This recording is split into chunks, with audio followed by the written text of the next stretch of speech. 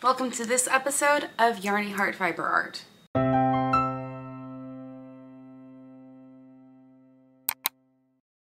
My name is Jess. You can find me on Instagram at yarnyheart, and this is a show where I talk about all the yarny things that I've been up to. On this episode of the podcast, I've got a lot to share with you. I have a finished object, some works in progress, and a whole lot of yarn acquisition. So let's start off with what I'm wearing. This is my finished object for this episode. This is the Botanist cardigan by Thea Coleman, also known as Baby Cocktails. I talked about this when it was still a work in progress on the last episode of the podcast, but as you can see, it is now finished. It has not actually been washed. I steam blocked it, and I'm probably gonna honestly wash it right after I finish filming this. But my hope was to get it done in time to wear it at a local yarn swap event that was happening in my area, and I got it done just in time. I think I got it done like a day before or 2 days before, and so I just quickly steam blocked it after finishing the button band and collar. So I just steam blocked it, but it still looks pretty good even just steam blocked. I'm definitely going to insert some pictures of me wearing it, but let me do my best to.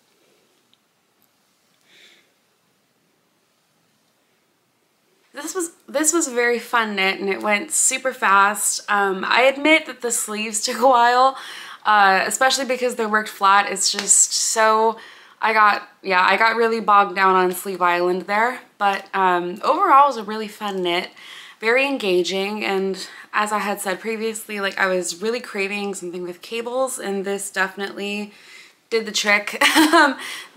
I wouldn't say satisfied that craving, because you'll see the next works in progress that I'm going to share with you, but it's definitely a very beautiful cable pattern design. And then I'll also show you some pictures of the back. I don't think I can get the back in frame here, but I'm super happy with the way this turned out. It's really warm. The fabric that it made is really nice and thick and dense, which makes it super toasty for some of the frigid days that we've been having over here lately. And I'm very, very happy with it. So the yarn I used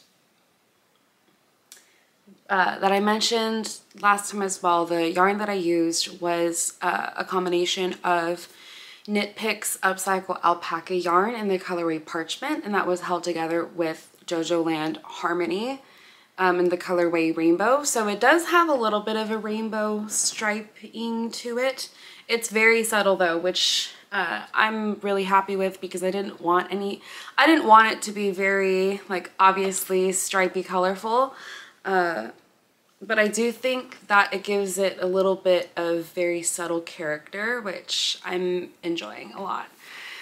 And then as for modifications that I made to this pattern that I talked some about in the previous episode, but I don't think I got to all of them because I hadn't quite gotten there yet. I did crop it about 4 inches, and so that also means that I have 3 buttons here instead of the suggested 4 or 5.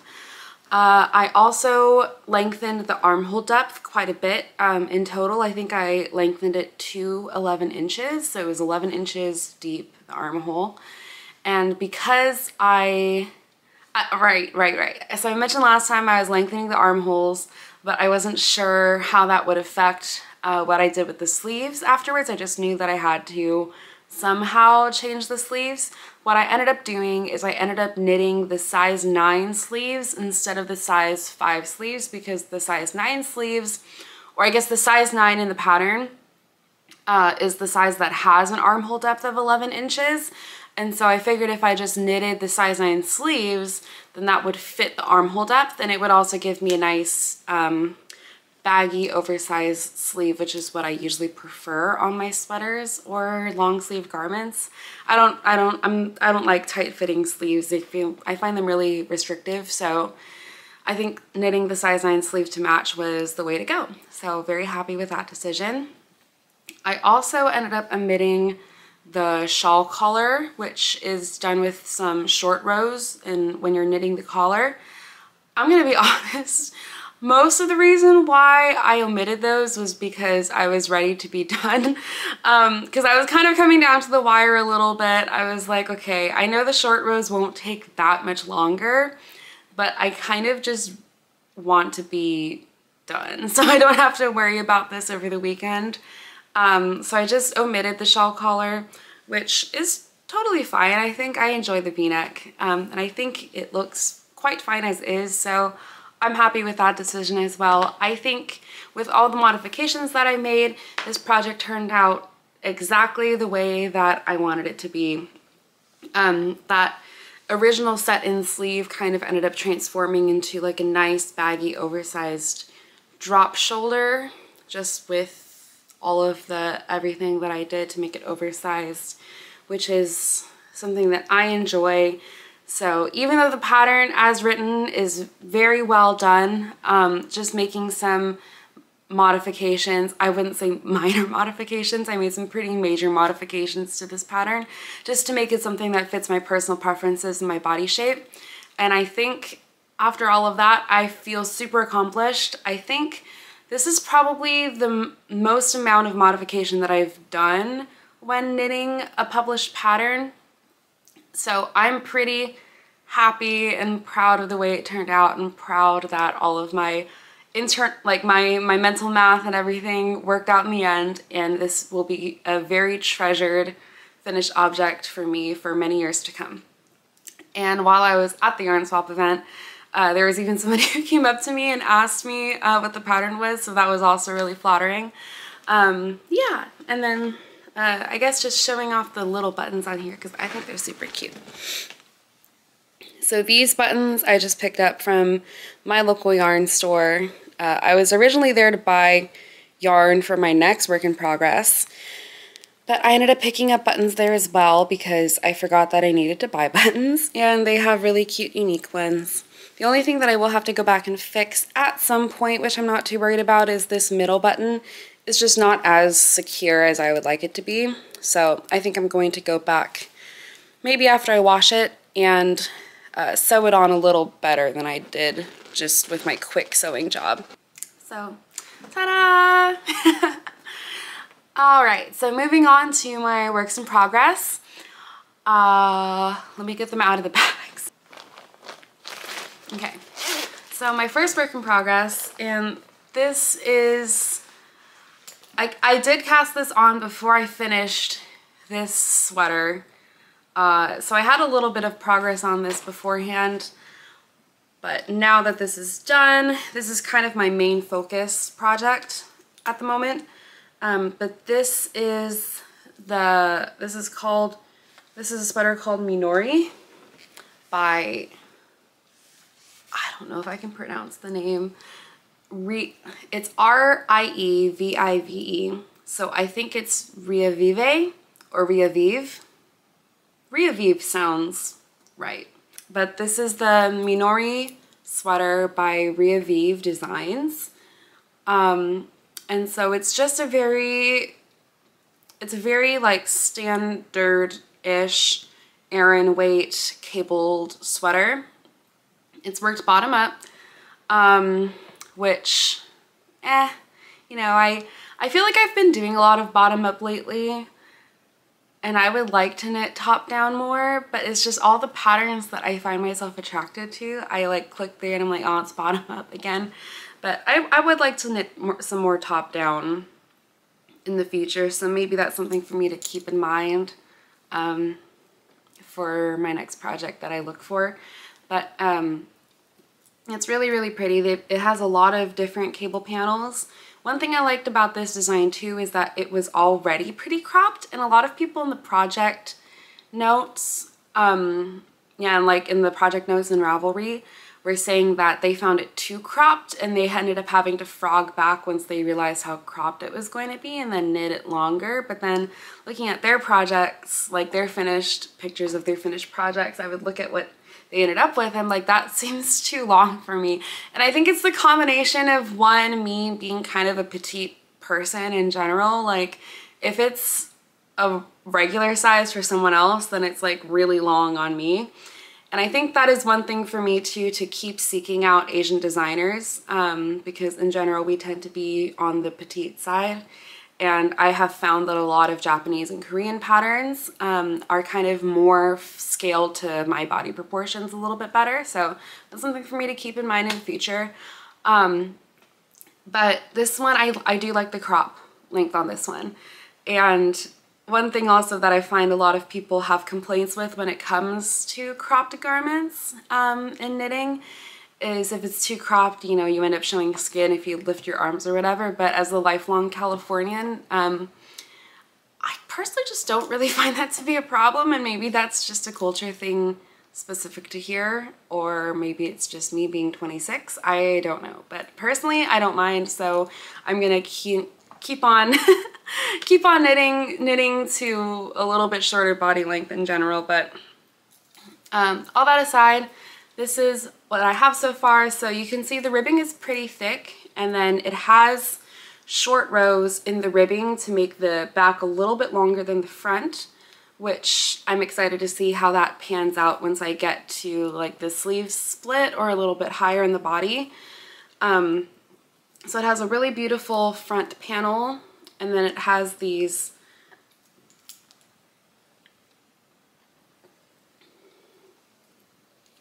border panels that have bobble. So there's like a bobble row, there's like a regular like twist row, and then there's like a little section of this just like textured section. And this is with like, this is made with make threes and knit three togethers, and it's just really pretty. I've never done anything like this before. Like when I first saw the pattern pictures, I thought this was gonna be all bobbles, and I was like, that looks like it's going to be hell to knit, but I really like the sweater, so I'm just gonna attempt it anyway. But luckily it's not all bobbles, but it looks very similar. It looks like it's all bobbles. So I'm going to keep this technique in mind in the future. I think it turns out really pretty. And then on the back side, you get those border stitches, and then there's a long panel back here. That is a stitch that I have never done before, I'd never heard of before, but it's a broken rib stitch called the rice stitch, or that's what she calls it at least, is the rice stitch. It's really pretty. So it's a combination of purl rows and then rows that are 1 by 1 twisted rib, and it makes this really beautiful texture. And I'm kind of obsessed with this stitch. I'm kind of really obsessed with this stitch, and I'm thinking like, I'll talk about this a little bit later, but I'm kind of I'm feeling my sock mojo returning a bit. I had a period of time, like when I first got back into knitting, I knitted so many socks that then I used up all my sock mojo, and then I didn't want to ever knit socks again. And then just recently, like I've had this urge to knit socks, and like so many socks. So I'm thinking, and I recently came into a lot of sock yarn also, which I'll share later. But having come into a whole lot of sock yarn, I'm also thinking to myself, like, you know, maybe I should just have a sock going all the time on the side of my bigger projects, especially because, you know, it's so portable, and that's a lot of the reason why people will have a sock going at all times. But I'm getting so off topic. What I was saying is that I really want to keep this rice stitch in mind, or in my repertoire, so that if I'm ever wanting to spice up just like a vanilla sock, I can maybe add this in there, and it's a really beautiful, beautiful kind of waffly texture. I'm loving it. So yeah, so the yarn that I'm using, this is Blue Sky Fibers Woolstock Worsted, and I used this for a Christmas gift hat late last year, and I really loved the yarn so much that I really wanted to make a sweater with it. It's really squishy. It's for lack of a better word, it's a really yummy yarn.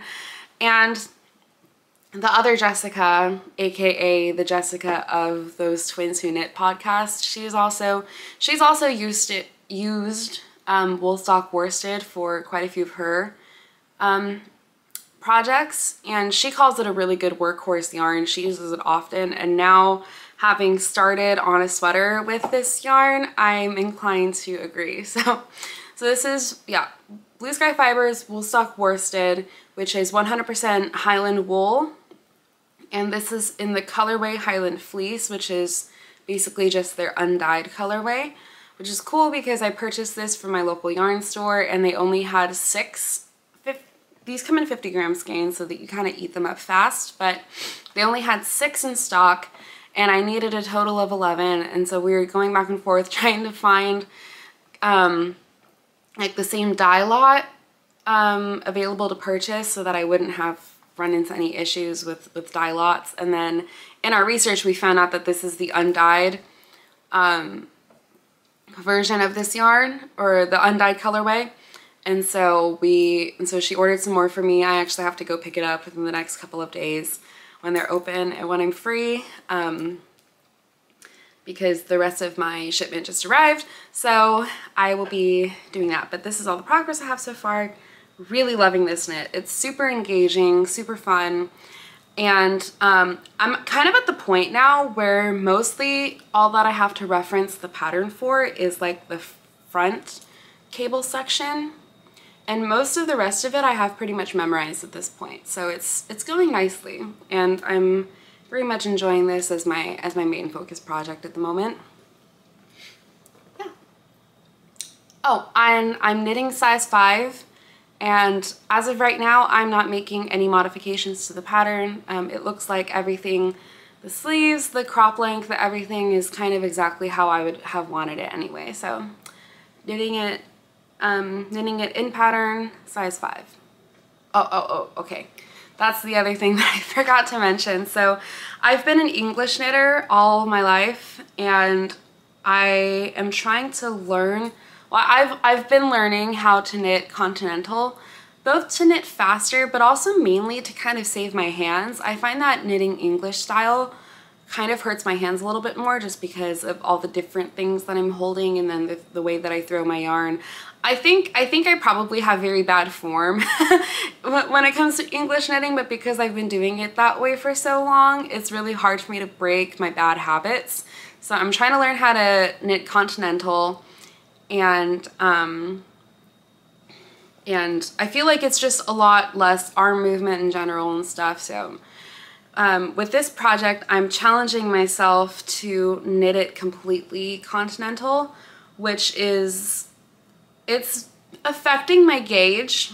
I'll just say that it's affecting my gauge a little bit, but I'm just kind of rolling with it, and it's been fun. And it's been a journey, and I think I am definitely getting the hang of it. So I'd say that forcing myself to knit continental for an entire cabled sweater is very much like an immersive learning experience for me, jumping into the deep end, but it's been working out so far, so I'm good with it. So this next work in progress comes with a little bit of a story.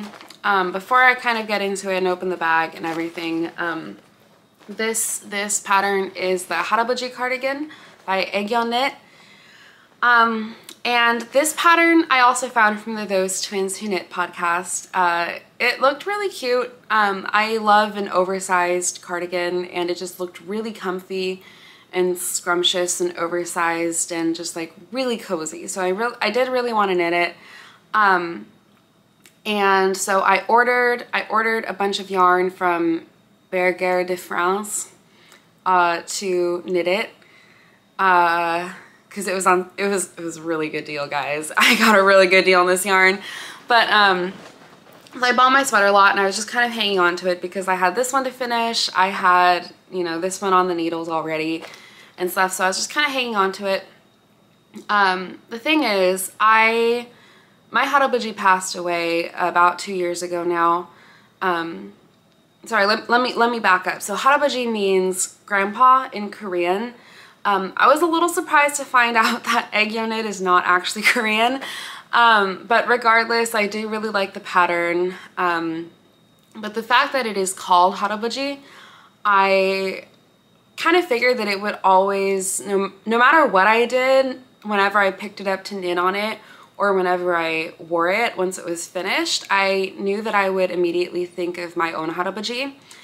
And my harabaji passed away 2 years ago, right around this time of year.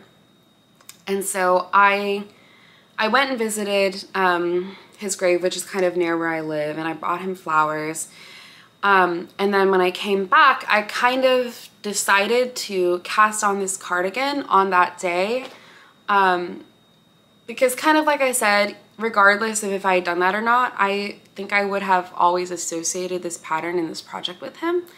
And so by casting it on the actual day that he passed, and just kind of assigning more meaning to it, or to the project, I should say, I think would have been a good tribute and kind of embracing that association for me instead of trying to like not think about it.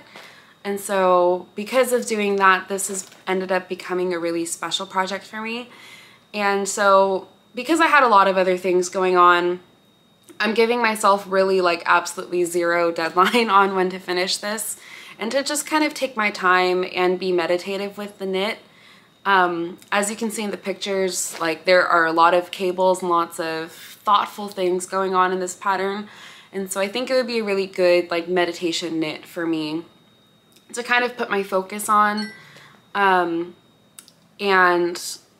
I think one other thing that came up for me when deciding to do this is, you know, like obviously I'm not doing this for views or for like sympathy points or anything. And I thought to myself, you know, is it cringy to do this? Like it feels like, I don't know. Like, is it cringy, you know? But I think in the end, I came to the realization that knitting is such an act of love, whether it's for yourself or for someone else. The act of knitting is such an act of love, just with the amount of time, labor, effort, knowledge, skill, and money that goes into it. If you're knitting something for yourself, that's an act of love to give yourself something very special that you'll treasure forever. If you're knitting for someone else, that multiplies into the amount of love that you put into something to give to somebody.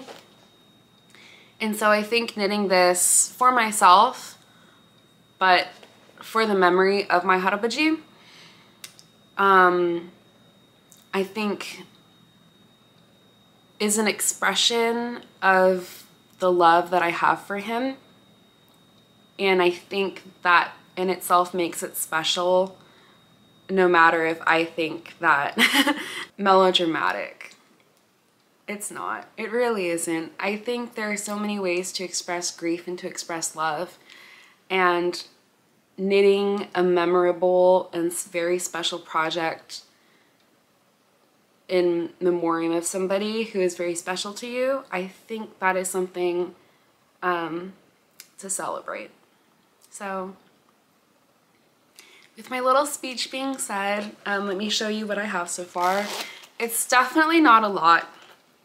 I just knew that I wanted to cast it on, especially since this year I've tried to use my Ravelry more, just to have the cast on date be right then. So I don't have very much at all. So this cardigan is worked from side to side, which is an interesting construction. And so you start on the left sleeve cuff and then you work this way, which will be interesting. I'm excited to see how it shakes out, but this is how much I have of the left cuff. You're supposed to knit it to 8 centimeters, so I'm not even really close yet. And yeah, so just kind of holding on to this and picking it up whenever I want something mindless, since this is just like 2x2 rib. Yeah, that's what I've got. So these are 3mm shorties, which I bought when I was a really beginner knitter, because I thought these were the shorties that everybody was using for socks, but they weren't. So I haven't even used them since then, but they're the perfect size for doing the cuff of this. And I really hate magic loop. Like, I can never figure out how to actually do magic loop. And once I move to the bigger needles, I'm going to need to learn how to do magic loop finally. And so I'm using these 3mm shorties to kind of procrastinate learning magic loop. But eventually I know I'm just gonna have to like girl up and learn it. So that's kind of where I'm at right now. So the yarn that I'm using is Du Soleil by Bergère de France in the colorway Hazel, which is this, I have one of the original balls with the band on it too. So this yarn is 80% wool and 20% polyamide, which is fine. You know, like usually I like to work with 100% natural fiber, but given the exorbitant amount of yarn that this cardigan uses, I was like, okay, I can compromise a little bit and have a little bit of acrylic in here just to offset the cost for myself. But yeah, Bergère de France was having like a buy 10 get 10 sale on certain yarns, and then this particular Hazel colorway was 50% off, and so I got 20 balls of yarn for the price of 5 balls of yarn, and I just really couldn't say no to that. And I really like actually, even in the first place, I was thinking to myself, okay, what color cardigans do I have already and what color cardigans would I like to have? And dark brown was on the list already. So I am enjoying this dark brown. It's a nice chocolate color. And the yarn's pretty soft. Like, it doesn't feel too plasticky. Like, it feels a little bit plasticky, definitely, but it doesn't feel too bad. And for a cardigan that's going to be like really big and bulky and worn over big bulky things, I'm okay with that. That being said, I'm knitting size 2 of this cardigan, and many people have already talked about the interesting sizing of this pattern. There's only 3 sizes, and those 3 sizes, each one, so there are 3 sizes, each one goes up, I believe, 10 centimeters for the total bust circumference. And so the one I'm knitting is 120 centimeters around, which is a lot of positive ease, but in the pattern, the range of suggested positive ease is, I believe it's like 8 centimeters to 42 centimeters of positive ease. And it's supposed to be a range of between there, which that's a big difference between 8 and 42. People have already commented about this. I'm not saying anything groundbreaking here, but I'm trying to err on the side of roomier. So I think I'm ending up somewhere in the high 30s of positive ease, which I'm okay with. It'll be nice and roomy, but just wanted to throw it out there. If you're thinking of knitting this pattern, just keep in mind that the size difference is not the size difference, the sizing is quite interesting, is the word that I'm choosing to go with here.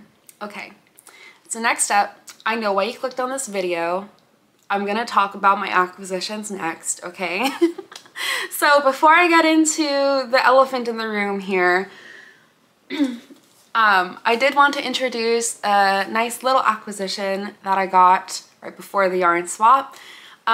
So this is OAKWOOD Knits BFL sock yarn in the colorway Isabelle, which is inspired by Isabelle from Animal Crossing.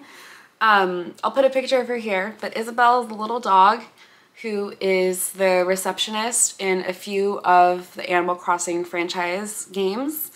And her color scheme is yellow. She's very yellow and orange, but then she wears a green outfit in her first appearance, and then in the most recent game she wears a pink outfit. And so this colorway kind of combines all of her different color palette aspects into one really pretty colorway. And so this is sock yarn, so I will, unlike the other sock yarn that I'm holding on to because it's really special to me, I am going to make socks out of this. I just do not know which socks I'm going to make. I have some other sock plans before I get to this one, so I have some time to think about it, and I'm in no rush to knit it up. I'm still in the phase, I just opened the package today, so I'm still in the phase of like admiring it and the skein and squishing it and everything, and it's really nice. But this is part of Oakwood Knits' Animal Crossing Club, which is a monthly yarn club, and all of the colorways are designed, inspired by different Animal Crossing characters. I'm personally not a yarn club person. I just prefer to know what I'm getting before I get it. But what's cool about Oakwood Knits, which she told me in a DM after I purchased this yarn from, because this is part of the overstock after the yarn club concluded, and so she was selling off some of the extras from the dye order lot, dye batch, sure. She was selling some of the overflow, and so I snagged one of these. But then Instagram DMs later, she was telling me that actually she posts on her website a link to the colorway reveal each month for the Animal Crossing Club, and it's not necessarily subscription, like you can do month by month. And so I think that's a really cool way to do a yarn club. I wish more indie dyers who do yarn clubs did them that way, where, you know, it's not out there for everyone to see if you want it to be a surprise, but if you're the kind of person like me who prefers to know what it's actually going to look like, just putting a link somewhere so that people can actually see the colorway. I think that's like a no harm policy to do, because the people who want it to be a surprise will still get a surprise, but you'll probably get more people buying in if they are confident in the colorway that it's going to be eventually. So just thought that was pretty cool. So this is my first yarn acquisition. Let me put it, hello, hello, there you go. And it's really soft. I've never knitted with BFL before, so I'm super excited to try. Now is the moment that you've been waiting for. Oh yeah. So, like I mentioned earlier, I went to a yarn swap this weekend. Actually, it was yesterday. It's been such a long day, but yes, it was on Super Bowl Sunday. And it was put on by Uncommon Threads yarn shop. They do so many community events, it's so fun. But yes, so I attended the yarn swap. I did bring yarn to drop off. What was cool was that none of my yarn that I had dropped off was actually still there when I got there. So that means somebody found value in it, which was nice. It was mostly a lot of leftovers from projects that I've done and single skeins that I would never use, and so I'm glad someone found interest in that. But I came out with this bag like packed full of goodies, and I'm so excited to share them all with you. So I'll put the bag, I don't have anywhere to put the bag. You guys see that okay? All right, so I'm just gonna take these out like one at a time and then talk through them a bit. This is probably gonna be a very long video, longer than usual. Okay, so first up, what's in this bag here? Oh right, I forgot I put these in here. So first up, I got a set of those little circulars, those tiny like 1mm or size 1 shorties for knitting socks, because I'm ready to kick off my sock mojo again. So it was cool to find one of these. This is exactly what I was looking for and hoping to find at the swap, and I found it. So mission accomplished.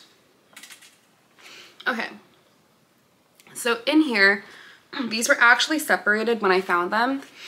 I found this one first by itself, and this is La Lana Fine Hand Painted Yarns out of Santa Clara, so it's local, and it doesn't really have like a very accurate composition on here. The tag says weaving and crochet, but crochet is spelled incorrectly. Sock wool, but this definitely is not superwash, so it must just be fingering weight wool of some kind.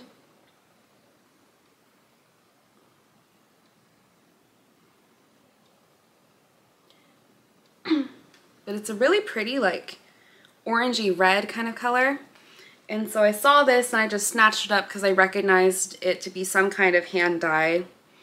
And I was correct. And then a little ways away, I saw this in the bag and I kind of saw a glimpse of the tag and it looked like it was a match for this, and it is. And so this one similarly is not labeled very well, but it is the same La Lana fine hand painted yarns.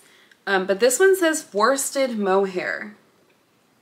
And it kind of is a worsted mohair, which is interesting. So I literally have zero idea what the actual composition of these are, but it's clear that they were made to pair together in some capacity. So I'm excited to wind these up and see how much I really have of each and try and figure out what I can do with them together. Yeah, it's gonna get real crowded here soon.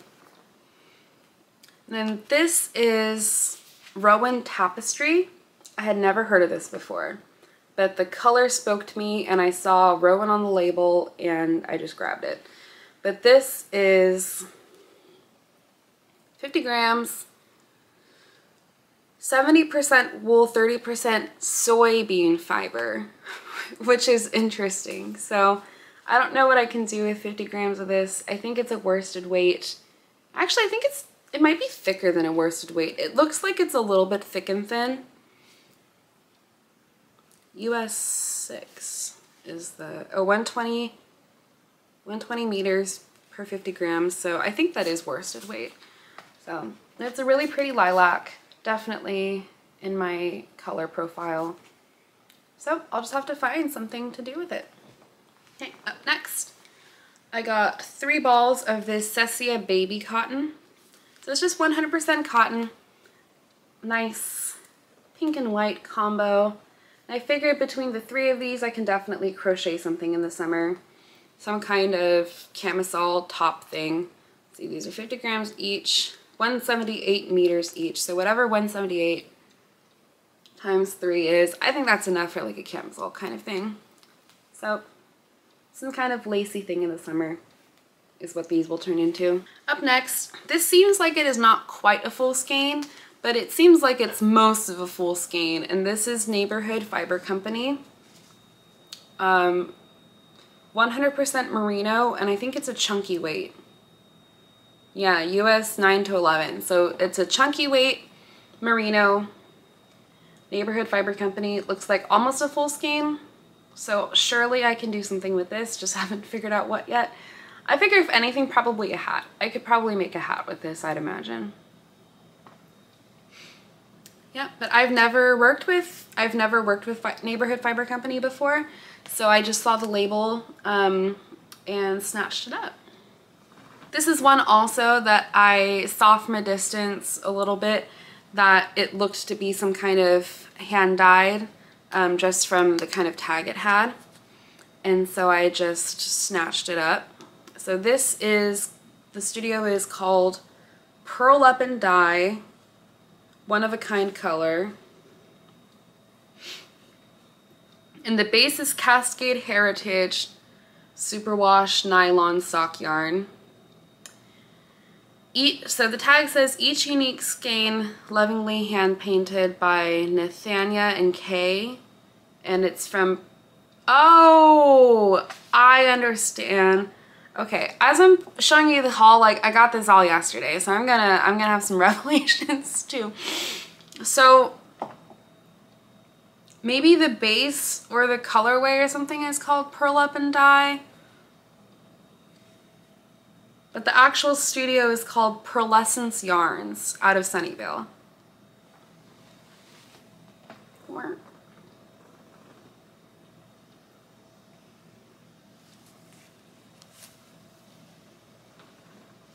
It's upside down.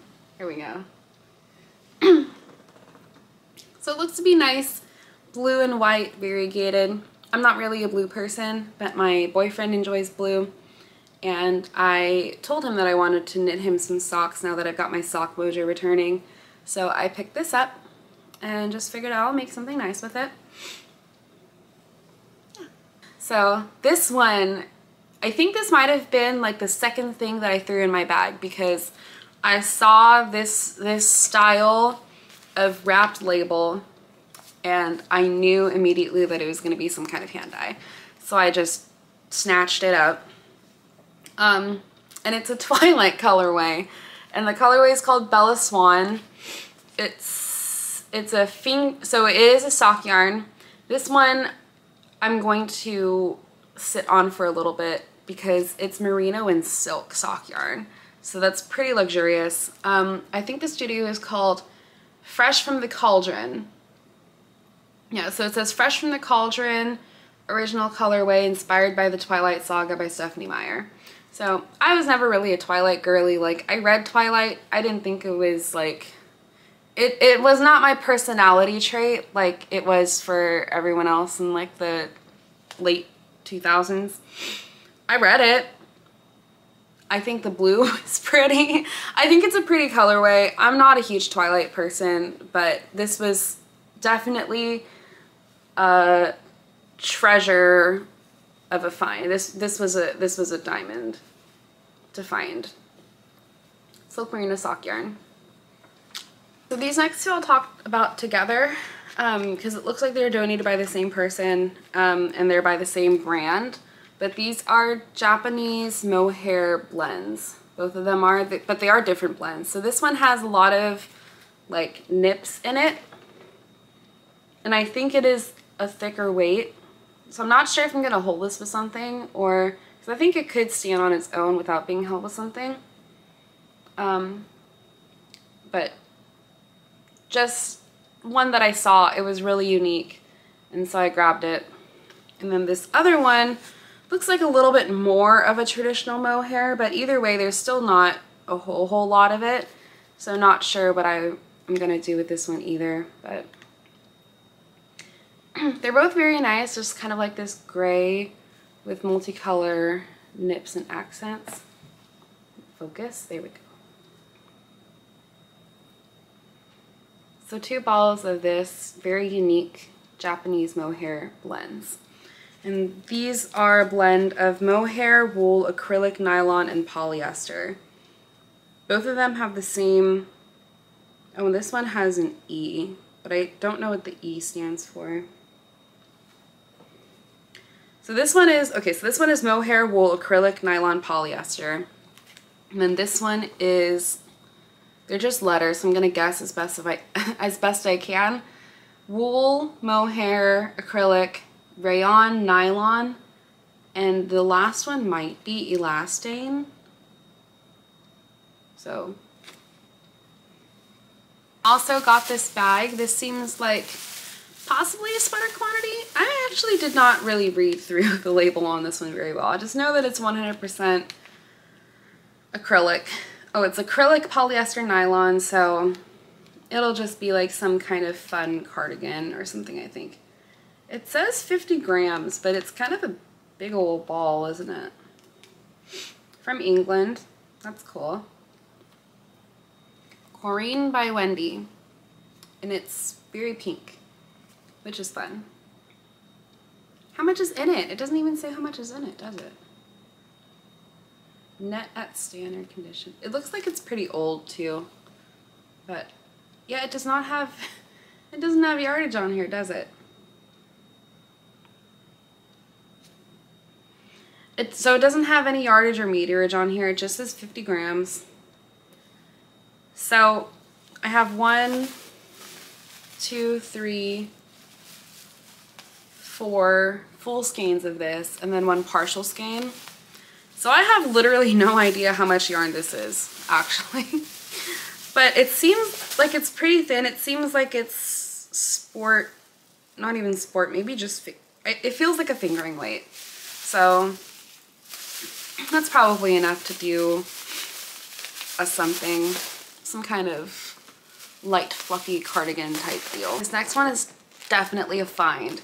So I saw this bundle across the room when I first, let me paint the scene.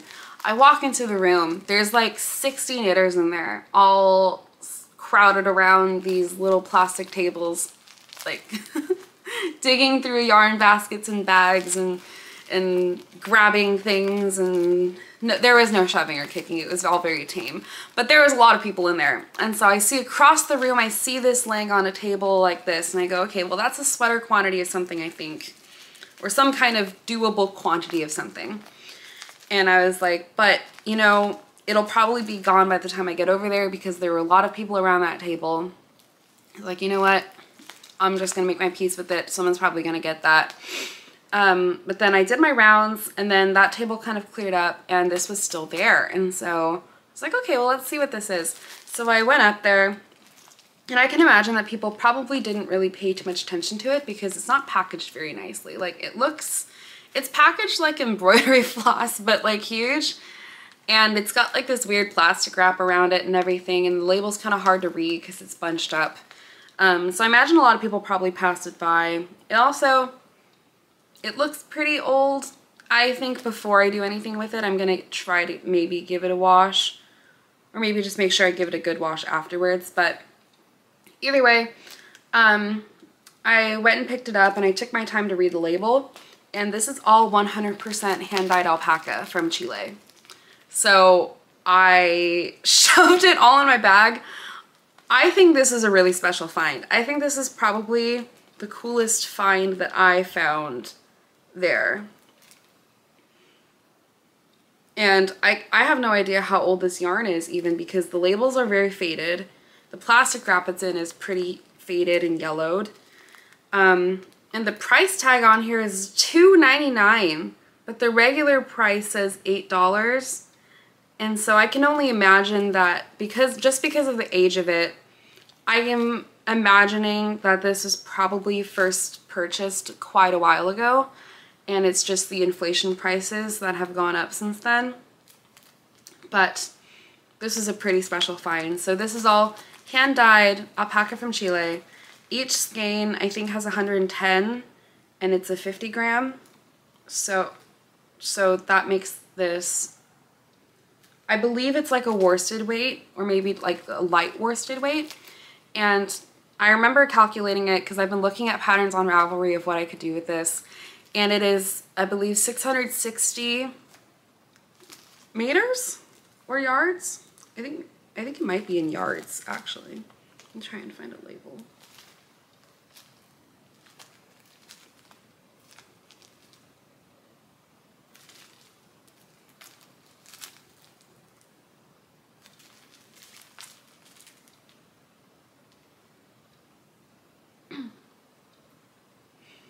Okay, so it's 110 yards worsted weight,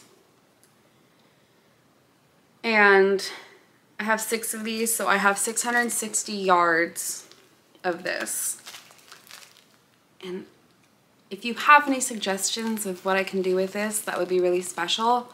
Please let me know in the comments, because I'm definitely not in a rush to knit with it. I'm content to wait until I have the exact right pattern for it. But I would really like to find something special and cool. Preferably a wearable garment, I think would be nice. Or I guess I could do a shawl or something. I just really want to do something special with this because I have stumbled across so much of it. Enough of it to do something, surely. Like, I found a negative ease button-up vest on Ravelry that I could do, but I'm not sure if I want to do that. I'm also considering getting a mohair or something, or a suri or something to hold it with to make it go a little farther. And also to kind of make these variations a little more subtle. So those are kind of the options that I've been playing around with. Holding it with something to soften it out and make it go farther, or not. But I have 660 yards of this. I usually knit a size 5 in patterns. If you have any suggestions for what I can do to take advantage of this really special yarn, please let me know down in the comments or on Instagram. And I would really, really love to hear your thoughts, because I think this is a very special find, and I'm excited to do something with it. So yeah, we're almost done. We're almost done. So this is Queensland Collection Recycled Tweed. It's a very clean skein, which is partially why I picked it up. So it's recycled tweed. We all know that I love recycled yarns. I just think they're much better in terms of impact on the environment and creation of new materials versus recycling old ones. So this is 40% recycled wool, 40% recycled polyester, 20% recycled acrylic. Just kind of feeling it up. It doesn't really feel plasticky at all, even though it has a lot of acrylic fiber or acrylic or polyester fibers in it. It feels pretty good. It's a DK and it's tweed. I love tweed, but it's really hard to find tweed at a decent price. So this came at the decent price of free, so I'm really happy about it. And yeah, this is $12. $12 for 100 grams of this as opposed to $2.99 for 50 grams of alpaca. So for me, that's more evidence towards this being a very vintage find. So that's exciting. Okay, so here's my last find from the yarn swap. Here, this is Noro Silk Garden Solo. And yeah, Silk Garden Light Solo, which is a very popular yarn these days. It says it's 50 grams, but I'm not quite sure if I believe that this is a full skein. It could be a full skein. I would just need to measure it somehow. I don't have a kitchen scale, but I've never seen it put up like this. Is kind of the other thing that makes me intrigued, because I think at least these days Noro Silk Garden comes in bullet skeins and not in donuts, but this isn't a donut put up. So it could be a full 50 grams. It's kind of not tangled, but it's a little loose in here, which is what made me skeptical that it was a full 50 grams, but it could be. I think this is a full 50 grams. It feels the same. So, but this was a really cool find. So I would love to make, because it's only one 50 gram skein, I don't think there's really much I can make with it aside from socks. But they'll be a very special pair of socks. So if you have any other ideas of what I could make with this instead though, let me know in the comments. But as of right now, I'm planning on saving them for a special occasion and making some very special socks with them. Yep, but this was a cool find as well. Well, alright, that does it. I know I had a lot to share this time around. This is a doozy of an episode. So if you're still here, thank you so much for sticking around to the end. I really hope you enjoyed hearing what I've been up to, seeing what I've been working on, and seeing all of the things that I came home from this yarn swap with. If you like what I'm doing here, please take a moment to give this video a like, consider subscribing to my channel, and you can always follow me on Instagram at yarnyheart for more updates. Until next time, take care, and I'll see you soon. Bye!